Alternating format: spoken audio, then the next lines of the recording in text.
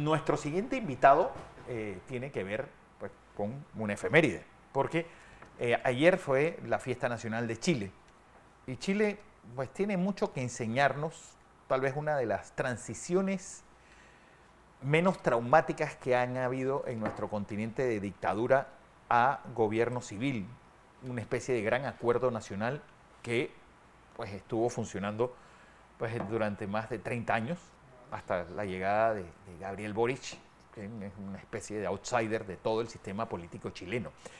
¿Cuál es la experiencia chilena? ¿Cuáles las lecciones que puede dar Chile pues, en una crisis profunda como la de Venezuela? La de Venezuela que está afectando la seguridad de todo el continente. Sí, porque este tren de Aragua, este grupo mafioso, está funcionando y tiene ramificaciones desde México, por cierto, hasta Chile. El ex embajador de Chile en Panamá y gran amigo de este país, Francisco Cruz, con nosotros. Francisco, bienvenido y buenos días. Gracias, Fernando, por el espacio, gracias por el cariño, la invitación. Son 214 años de independencia, efectivamente, pero nos une además una efeméride muy especial que poca gente sabe. Este año se cumplen 120 años de relaciones diplomáticas ininterrumpidas entre Panamá y Chile. 120 años, y es una gran efeméride porque muestra lazos de países que, si bien están distantes, han estado siempre muy cerca en lo histórico, en lo político, en la cooperación y en la forma de enfrentar el mundo. Y bueno, entrando directamente en materia un poco a tu pregunta, yo creo que más que lecciones, lo que existe son aprendizajes compartidos, aprendizajes comunes. No es un misterio para nadie que Chile tuvo que redibujar su panorama comercial, su panorama de rutas oceánicas y de comercio después de que el Canal de Panamá se inaugure en 1914. Antes, recordemos que era el Estrecho de Magallanes, los puertos del sur, los que abrían de alguna manera el comercio. Eso replantea cómo Chile sale al mundo a través de su fuerza exportadora, y eso nos transforma en socios y en hermanos comerciales de por vida. Chile es el primer usuario del Canal de Panamá en la región y el cuarto en el mundo. Cambió para siempre nuestra historia, y la cambió para bien, porque básicamente Panamá es nuestra válvula y es nuestra puerta de entrada. Y yo diría que, como tú bien dices, en lo político han habido procesos paralelos de convergencia en los desgarros y en los reencuentros que hemos tenido con la democracia. Solo recordar que hace 35 años, para no hacer una apología tan profunda ni tan larga, digamos, en Dara y Elwin reconstruían el Estado luego de dos dictaduras muy intensas, muy fuertes, ¿no es cierto?, Noriega y Pinochet. Y ahí es indefectible hacer un paralelismo de cómo hemos enfrentado los dolores, los malestares de la democracia juntos, y cómo hemos podido de alguna forma avanzar construyendo ciertos diálogos. Ojo, ambos países tenemos cartas, y lo hemos conversado en este espacio, constituciones, una del año 72, otra del año 80, y que permanecen todavía, yo no diría inmutables, porque la chilena ha tenido muchos cambios, la panameña también ha tenido algunos otros, más pequeños, pero sí también eso habla del debate democrático permanente que ha alentado precisamente nuestros sistemas y nuestras sociedades. Y yo diría que eso de alguna forma nos pone en un desafío. Escuchaba recién al presidente del CONEP, decía algo muy interesante, decía cómo somos capaces de avanzar en diálogos y en una madurez gremial que nos permita de alguna forma enfrentar los debates más sensibles de estos países muy competitivos, muy exitosos, con altas tasas de crecimiento. Chile y Panamá han siempre liderado los indicadores de competitividad en la región, han liderado los rankings de crecimiento a partir de sus productos internos brutos, pero estamos de alguna manera, yo diría, con un desafío que es doble. Estamos de alguna manera empantanados en eso que llaman la trampa del ingreso medio, es decir, países que logran una cierta madurez institucional y comercial, pero que no logran, ¿no es cierto?, salir por completo de ciertos círculos residuales de pobreza. Y por otro lado, cómo generar democracias más sofisticadas, con mayor densidad conceptual, que tengan más espacio y que realmente permitan colocarnos en la primera línea, digamos, como existe, digamos, en otros países. Yo creo que vivimos siempre en esa dualidad de poder alejarnos de alguna manera de esa trampa del ingreso medio, que es un concepto a todo esto acuñado por el presidente Ricardo Lagos. Y tocaste Venezuela. Yo creo que Venezuela debiera ser para nosotros una misión compartida de cómo Chile y Panamá tienen un multilateralismo abierto, convergente, estratégico, cómo nos ponemos de acuerdo en estrados internacionales, cómo nos ponemos de acuerdo en foros en los organismos internacionales para enfrentar precisamente la promoción de la democracia, el mantenimiento de la paz, cómo generamos estándares y reglas para darle gobernanza y cómo enfrentamos el drama venezolano. Tú entrevistaste ayer a la senadora Jimena Rincón, que está por estos días en Panamá. Ella fue una de las coautoras precisamente de una de las declaraciones del Senado de Chile en la condena al régimen del presidente Maduro, digamos. Bueno, y Jimena Rincón ha estado en una cruzada muy importante, teniendo esta mirada también de cómo debiéramos articular nuestras voces para el reconocimiento del presidente, ¿no es cierto?, electo de Venezuela, y cómo lo hacemos. No basta para eso gritar, alardear y hacerlo de a uno. Hay que hacerlo de manera concertada, conectada, con voces en nuestros parlamentos, con voces en nuestros senados, en nuestras asambleas y en nuestros organismos internacionales. Y por eso, de alguna forma, yo creo que ahí tenemos también un desafío: derechos humanos, una mirada común y ponernos de acuerdo en esas condenas. La democracia, al final del día, y los estándares no tienen una mirada ideológica, no son ni de derecha ni de izquierda, tienen que ver con el respeto a la institucionalidad, tienen que ver en cómo se forma la república, tienen que ver en definitiva en cómo construimos sociedades más justas, sociedades más maduras, en donde las ideologías debieran quedar a un lado. ¿Cómo ven desde el punto de vista como Chile, cómo se logró en Chile? Panamá pasó por una situación un tanto difícil y quizás como países referentes se le puede dar referencia también a Venezuela. ¿Qué debería hacer en primera instancia Venezuela para salir de esta situación? Tomando en cuenta que la persona que fue elegida por la mayoría en Venezuela no está en Venezuela y muchos se sienten que esto podía ir en contra de lo que se quiere lograr, la democracia en este país venezolano. Bueno, yo creo, a ver, súper concreto. Yo creo que vivimos un proceso y nuevamente ahora esto fue un malestar compartido que también nos muestra cómo las sociedades como Chile y panameñas, que creen que están en un cierto estándar, de repente se pegan, ¿no es cierto?, un frenazo. La gente sale a las calles, la gente protesta, se expresa este malestar social, la gente quiere más porque la gente sabe más.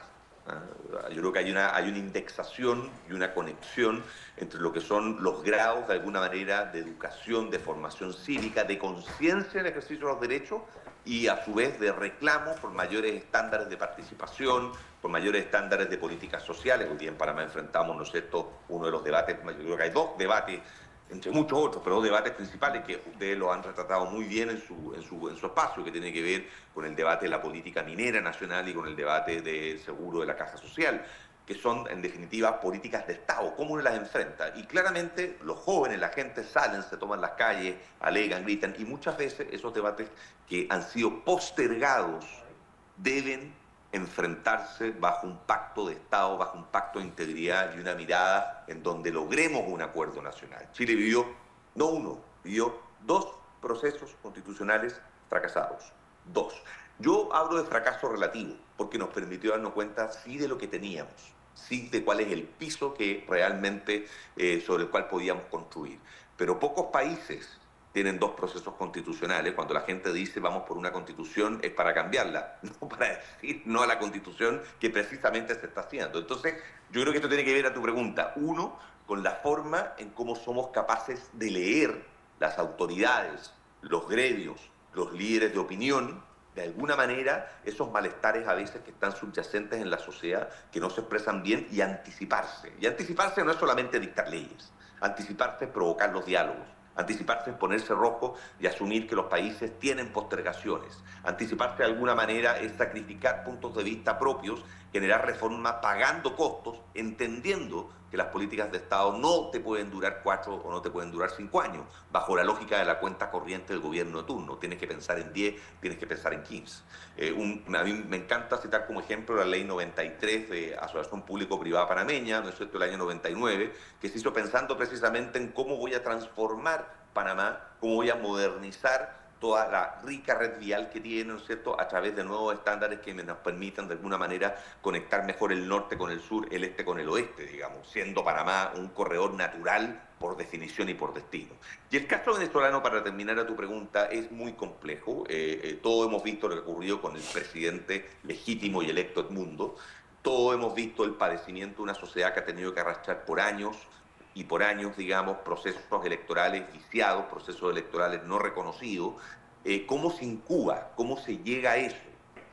Esto uno podría, digamos, irse, ¿no es cierto?, al último gobierno. Recordemos que fue el presidente Caldera, electo 2 veces, el que entregó el gobierno a Chávez en su minuto, y bueno, y de ahí nunca más nada fue lo mismo. Yo creo que eso se enfrenta poniéndose de acuerdo la comunidad internacional, teniendo una voz fuerte, no tibia, sino que fuerte en la OEA, en Naciones Unidas respecto a los procesos de violaciones de derechos humanos, teniendo una voz temprana de alerta, sin postergar, sin adormecer. Muchas veces los países se ponen de acuerdo y dicen, ok, a ver, dejemos esto, administremos esta situación. Yo creo que la condena oportuna, la condena temprana, la concertación bien hecha, consolidada, para poder alertar sobre estos gérmenes dictatoriales que se instalan en la región, es clave hacerla de manera compartida. Si no, pasan los años y cada vez es más difícil desmantelar capturas del Estado, en donde tú tienes que enfrentar dilemas que en definitiva pueden arriesgar también la democracia. Es muy difícil. ¿Qué haces con el caso venezolano? ¿Vas a entrar a Venezuela? Hay algo Entonces, que nos... acompañamiento, sí. Condena, perdón. Hay algo, Francisco, que nos ha llamado la atención y es pues que Gabriel Boric, contrario a lo que todo el mundo esperaba, pues ha sido uno de los que más ha sido una de las voces más fuertes contra lo ocurrido en Venezuela, y se ha puesto y ha exigido esas actas y ha apoyado a la oposición venezolana, a pesar de que uno decía, bueno, alguien de un signo de izquierda tan radical como este joven, pues debe ponerse del otro lado. No, ha sido todo lo contrario. Yo creo que el presidente Boric en materia internacional ha tenido una política y una conducción bastante madura, y ha sido elocuente y no ha tenido matices. No solamente en el caso venezolano, también en el caso de Ortega con Nicaragua. O sea, ha sido una persona que realmente ha alzado la voz cuando tenía que alzarla. Y lo ha hecho de manera temprana, de manera clara, evidente. Y ha gobernado en política exterior no pensando en cuál es su coalición hacia adentro, sino pensando en cuál es el estándar hacia afuera. Y yo creo que eso es muy importante para todos, porque al final del día el presidente es el jefe del Estado, es el que conduce la política exterior, y no es el jefe de la coalición solamente. Tú eres el jefe de la coalición cuando estás en elecciones, pero cuando enfrentas el caso del drama venezolano, eres el jefe de Estado y tienes que hacerlo. Y ahí la gente muchas veces se pregunta, y yo creo que Venezuela es un buen caso, ojo con eso, ¿para qué sirve la diplomacia? Esto del diálogo, ¿qué es la diplomacia? ¿Pasarse en cócteles de días de independencia? No, la diplomacia precisamente son puertas eficientes, son formas de enfrentar las crisis, que en el caso del venezolano la vimos en pleno desarrollo. O sea, todos vimos cómo se cerraban embajadas, todos vimos cómo se expulsaba diplomáticos, todos vimos el drama de los diplomáticos panameños, de los diplomáticos chilenos, de embajadores que volvían, que exigían las actas, que exigían los escrutinios, y cómo estas puertas se iban cerrando. Ahí está la diplomacia, como un vehículo para emplazar, para exigir, para hacerlo dentro del juego democrático. Y bueno, y cuando la diplomacia falla y cojea, es muy difícil, digamos, seguir avanzando, y ahí está la importancia de la cooperación, ahí está la importancia de ponernos de acuerdo en los foros internacionales, ahí está la importancia de no bajar la guardia y seguir dando la lucha por la democracia. Francisco, esto te lo pregunto como diplomático y como alguien que ha estado estudiando la política latinoamericana. ¿Cómo ves el fin cómo crees que termine lo que está ocurriendo en Venezuela cuando pareciese que el régimen pasó lo peor de la tormenta? Es difícil pregunta, porque si uno analiza y hace... Primero que nada, los paralelos son un poco odiosos, pero a veces te muestran, te dan ciertas señales. Si uno analiza las autocracias, las dictaduras en América Latina y los procesos en el fondo que han tenido que terminar en algún minuto, voy a poner un ejemplo, digamos, muy concreto, digamos. ¿Qué pasó con las dictaduras de los 80? Las más clásicas, ¿no es cierto? Las que vimos en su minuto en Paraguay con Stroessner, en Chile con Pinochet, estoy pensando en Bordaberry en Uruguay, en Videla en Argentina, en Perú con Morales Bermúdez. Simplemente para hacerte una referencia, por cierto, que si vamos a Centroamérica tenemos mucho que hablar. Pero en general estos procesos terminan, yo diría, por dos razones, o han culminado por dos razones. O las propias dictaduras se van debilitando y se van viendo asediadas por un diálogo, por un proceso de democracia en ciernes que comienza de alguna manera a vencer a las democracias en su propia cancha, por decirlo. El caso chileno es el más explícito, ojo el caso argentino con Alfonsín también. O bien vienen procesos dolorosos de quiebre, de revolución, que hacen que en definitiva gobiernos transitoriales de alguna forma te lleven a un espacio, digamos, democrático, claro, que no está planificado, pero que tienes que de alguna manera llegar y volver a él. Yo diría que este camino es un camino difícil de recorrer, es un camino, es un aprendizaje en donde que un dictador entregue un gobierno bajo sus propias convicciones es muy complejo. Si Claro. lo hace porque está asediado, si lo hace porque el país se tomó derechamente el territorio. Un gobierno, que, como fue el caso en Chile, que es el más evidente, que convoca un plebiscito para salir segundo, para perderlo, ¿quién hace esto? Digamos, es muy difícil. Entonces, la respuesta a tu pregunta es, yo creo que no hay una salida única. Yo creo que aquí la presión internacional, la condena multilateral, el asedio en el buen sentido de la palabra, de darle la legitimidad al presidente Edmundo electo en Venezuela, la concertación con otros parlamentos, con Europa, es la única forma de mantener la presión y de poder seguir empujando. Hay capturas internas que nosotros no manejamos, que es muy difícil, sobre todo si controla el poder económico y el poder militar. ¿Cómo te desprendes de eso? Entonces, yo creo que hoy día, síntesis, las lecciones que aprendimos en los 80 de cómo nos despojamos de las dictaduras de maneras no cruentas y traumáticas, digamos, tienen una forma de salida y de respuesta que es muy distinta a la que vivíamos 40 años. Y eso requiere mucha política, mucho concierto, y me quedo con una señal, yo creo que tenemos que entregar. Por algo las sociedades internacionales han avanzado. Pero a la larga, tenemos OEA. A la larga, Francisco, tú fuiste embajador en Panamá cuando el tema Guaidó. Es decir, ¿de qué sirvió ese reconocimiento? Guaidó andaba por las cancillerías, nombró incluso embajadores en varios países, pero pues Maduro y su régimen se rieron de él y de lo que estábamos haciendo en el resto del continente. O sea, absolutamente, muchos dicen, bueno, ¿qué hizo Guaidó? ¿Qué controló Guaidó? Bueno, pero yo también ahí hago una segunda pregunta. ¿Qué pudimos hacer más y mejor nosotros para empoderar más a Guaidó? O sea, yo creo que aquí esto tiene que ver también con la forma. Acordémonos que lo de Guaidó no fue un reconocimiento unánime. Tuvo sus fragmentaciones, tuvo sus divisiones. Hubo, por cierto, diferencias de estrategia. Ahí está Cúcuta, ahí está la política migratoria, que ha sido también el gran tema, ¿no es cierto?, de la diáspora venezolana, no solamente en Panamá, en Chile, en muchas partes. Ahí también nos une algo muy, muy, muy interesante, que ha sido cómo hemos colaborado en poder recibir a esa masa crítica de venezolanos que luchan por la democracia afuera.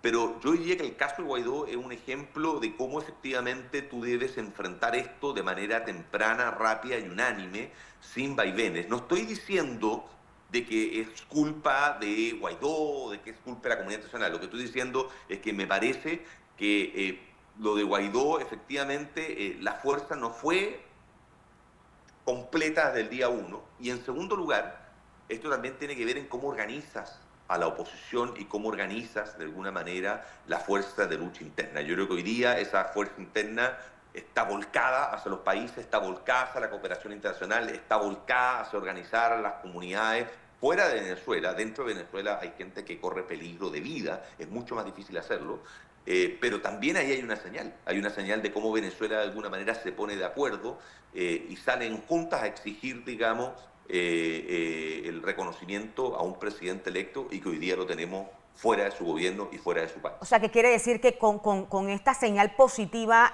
hay más a favor que en contra, a pesar que el don Edmundo no está en Venezuela, como dicen que él debería estar al frente precisamente de las luchas que se están haciendo, pero se ha como consolidado más la oposición y no solamente lo vemos a nivel de Venezuela, a nivel internacional, el apoyo ha sido unánime, no solo de venezolanos, sino de otras nacionalidades.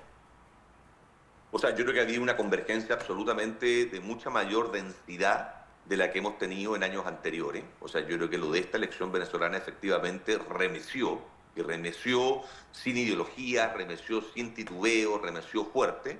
Yo creo que el presidente no tiene otra alternativa, digamos, que velar por su vida, digamos, para poder ejercer su mandato, Claro. que comienza en un par de meses más. Vamos a ver qué ocurre entonces, ¿no es cierto?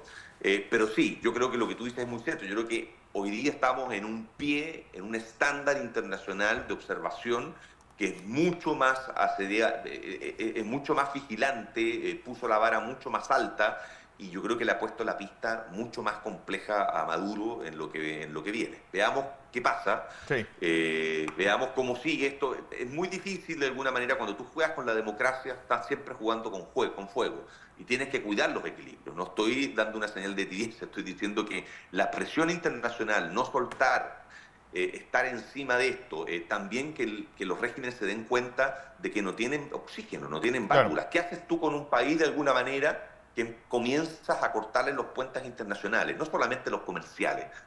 Estoy superando el debate que vivíamos en su minuto cuando decíamos que el embargo, No, esto es distinto. O sea, aquí tú, cuando te cortan el oxígeno con la comunidad internacional en una sociedad integrada y global, ¿cómo sobrevives en pleno siglo XXI a un escenario de ese extremo? Yo creo que esa es una pregunta que hay que formular, esa es una pregunta donde la comunidad internacional tiene una gran responsabilidad, y por eso en el caso de Boric, digamos, ha tenido la elocuencia de entender, lo vuelvo a decir, que él, más que jefe de su coalición, en este caso es un jefe de Estado que tiene que Claro. condenar la violación de los derechos humanos y tiene que tener una voz en Venezuela como la han tenido la gran mayoría de presidentes de la región. Así es. Francisco Cruz, ex embajador de Panamá, de Chile en Panamá. Bueno, recordando esa efeméride importante de 214 años de la independencia de Chile y esos 120 años de relaciones diplomáticas entre nuestros dos países. Gracias.